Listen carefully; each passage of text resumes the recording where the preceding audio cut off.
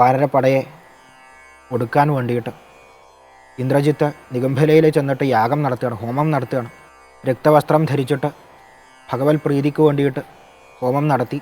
ആ ഹോമത്തിൽ നിന്ന് ദിവ്യമായിട്ടുള്ള അസ്ത്രങ്ങൾ, രഥങ്ങൾ ഇത്യാദി കാര്യങ്ങളൊക്കെ സമ്പാദിച്ച് ഇന്ദ്രജിത്ത് യുദ്ധത്തിന് വേണ്ടിയിട്ട് പോവുക.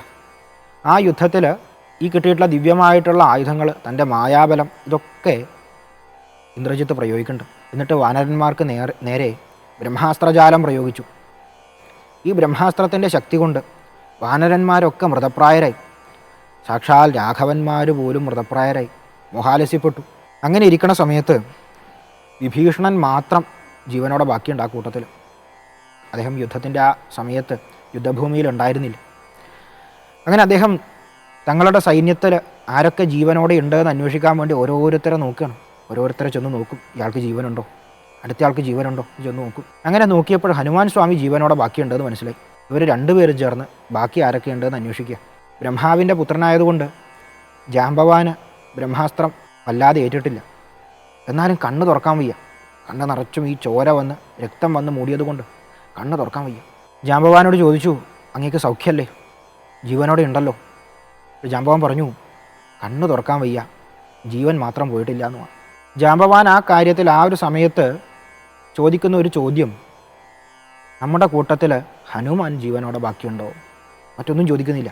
അങ്ങനെയാണെങ്കിൽ ആശ്വാസമായി. വിഭീഷണൻ ജാംബവാനോട് ചോദിച്ചു, എന്താ ഹനുമാനെ പറ്റിയിട്ട് ചോദിക്കാൻ കാരണം?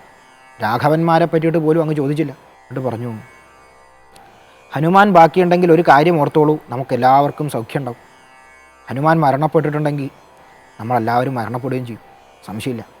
അപ്പോൾ ജാംബവാൻ എല്ലാവരെയും സുഖപ്പെടുത്താൻ വേണ്ടിയിട്ട് 4 തരത്തിലുള്ള മരുന്നുകളുടെ പേര് പറഞ്ഞു കൊടുത്തു. കൈലാസത്തിന് അപ്പുറം, ഹിമവാനപ്പുറം കൈലാസത്തിനടുത്ത് ഋഷഭാദ്രി എന്ന് പറയുന്ന പർവ്വതത്തിൽ 4 തരത്തിലുള്ള മരുന്നുണ്ട്. ഈ ഋഷഭാദ്രിയിൽ ചെന്നിട്ട് ഈ മരുന്നുകൾ കൊണ്ടുവരിക, എത്രയും പെട്ടെന്ന് കൊണ്ടുവരാമെന്ന് പറഞ്ഞു. ആ മരുന്നുകൾ വിശല്യകരണി, സന്ധാനകരണി, സുവർണകരണി, പിന്നെ മൃതസഞ്ജീവനി, ഈ 4 മരുന്നുകൾ. വിശല്യകരണി ആ പേര് പോലെ തന്നെ ശല്യം ഇല്ലാണ്ടാക്കുന്ന അല്ലെങ്കിൽ ശല്യത്തെ തിരിച്ചെടുക്കുന്ന കരണി മരുന്ന്. ശരീരത്തിൽ ഏറ്റിട്ടുള്ള അസ്ത്രങ്ങൾ പിഴുതു മാറ്റാൻ സഹായിക്കുന്നതാണ്. സന്ധാനകരണി, സന്ധാനം എന്ന് പറഞ്ഞു കഴിഞ്ഞാൽ യോജിപ്പിക്കുക, മുറിവ് യോജിപ്പിക്കാൻ വേണ്ടിയിട്ടത്. സുവർണകരണി എന്ന് പറഞ്ഞാൽ കാന്തി കൊടുക്കുക, പഴയ ആ കാന്തി തിരിച്ചു കൊണ്ടുവരിക, ദേഹകാന്തി. മൃതസഞ്ജീവനി, മരണത്തിൽ നിന്ന്, ആ മൃതമായിട്ടുള്ള അവസ്ഥയിൽ നിന്ന് രക്ഷപ്പെടുത്തുക. എല്ലാവരും മൃതപ്രായരായിട്ട് കിടക്കുക, ഭഗവാൻ അവിടെ മോഹാലസ്യപ്പെട്ട് കിടക്കുന്നുണ്ട്. ഹനുമാൻ സ്വാമി ഹിമവൽ ദിശയിലേക്ക് പോയി ആ മരുന്നെടുക്കാൻ വേണ്ടിയിട്ട്. ആ സമയത്താണ് താഴെ ഒരാശ്രമം കാണുന്നത്. കാരണം ഇതിനിടയിൽ കാലനേമിയെ രാവണൻ ചട്ടം കെട്ടുന്നുണ്ട്. മനസ്സില്ലാ മനസ്സോടെ ഹനുമാൻ സ്വാമിയുടെ യാത്ര മുടക്കാൻ വേണ്ടിയിട്ട്, വഴിതിരിച്ചു വിടാൻ വേണ്ടിയിട്ട് കാലനേമിയെ കൊണ്ട് സമ്മതിപ്പിക്കുകയാണ് രാവണൻ. ആ കാലനേമിയുടെ ആശ്രമം കണ്ട് ഹനുമാൻ സ്വാമി ആ ഭാഗത്തേക്ക് ചെന്നു. കുറച്ച് വെള്ളം കുടിക്കാം, അതാണ് ആഗ്രഹം, അല്ല ദാഹമുണ്ട്. ആ ആശ്രമത്തിൽ ചെന്നിട്ട് ഹനുമാൻ സ്വാമി കാലനേമിയോട് പറഞ്ഞു, ഈ വഴിയിൽ ഇങ്ങനൊരു ആശ്രമം ആദ്യമായിട്ടാണ് കാണുന്നത്, എന്നാലും നല്ല ദാഹമുണ്ട്, കുറച്ച് വെള്ളം കിട്ടിയാൽ സന്തോഷമായി. തൻ്റെ കമണ്ടലുവിലേക്കുള്ള വെള്ളം കാണിച്ചിട്ട് അത് കുടിച്ചോളാൻ പറഞ്ഞു. ഹനുമാൻ സ്വാമി പറയുന്നത്, ഈ വെള്ളം പോരാ, എൻ്റെ ദാഹം മതിയാക്കാൻ വേണ്ടിയിട്ട് ഈ വെള്ളം പോരാ, കുറച്ചുകൂടി വിശാലമായിട്ടുള്ളൊരു ജലാശയം കാണിച്ചു തരണം.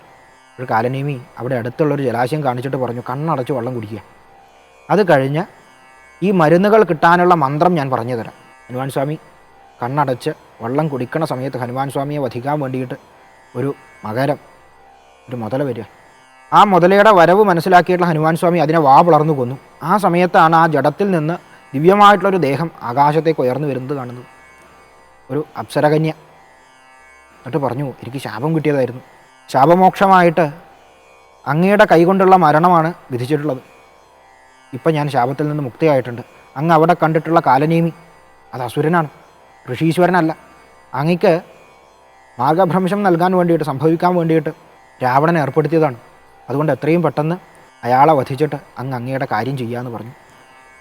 ഹനുമാൻ സ്വാമി സത്യം തിരിച്ചറിഞ്ഞിട്ട് കാലനേമിയുടെ അടുത്തെത്തി ആ കാലനേമിയെ വധിച്ച് ഔഷധങ്ങൾ പെട്ടെന്ന് കണ്ടെത്താനുള്ള യാത്ര ആരംഭിച്ചു. ആ ഔഷധങ്ങൾ മുഴുവൻ ഓരോന്നായിട്ട് തിരഞ്ഞെടുത്ത് കണ്ടെത്താൻ കഴിയാത്തതുകൊണ്ട് ഹനുമാൻ സ്വാമി ആ പർവ്വതത്തോടെ കൊണ്ടുവന്നു.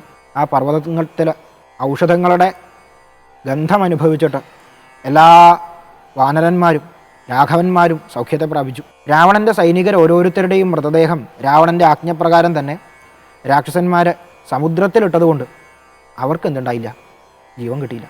ഹനുമാൻ സ്വാമിയോട് ഈ പർവ്വതത്തെ തിരിച്ച് പൂർവ്വസ്ഥിതിയിൽ കൊണ്ടുചെന്നാക്കാൻ വേണ്ടിയിട്ട് കൂടി ശ്രീരാമചന്ദ്രസ്വാമി പറഞ്ഞു. ഹനുമാൻ സ്വാമി അത് ശിരസാവഹിച്ച് അവിടെ തന്നെ കൊണ്ടുവച്ചു. ദിവ്യൌഷധങ്ങളുടെ ഫലം എത്രത്തോളം മഹത്തരാണ്. ആ ഔഷധങ്ങളെ മനസ്സിൽ നമസ്കരിച്ച് നമുക്ക് അധ്യായം അവസാനിപ്പിക്കാം.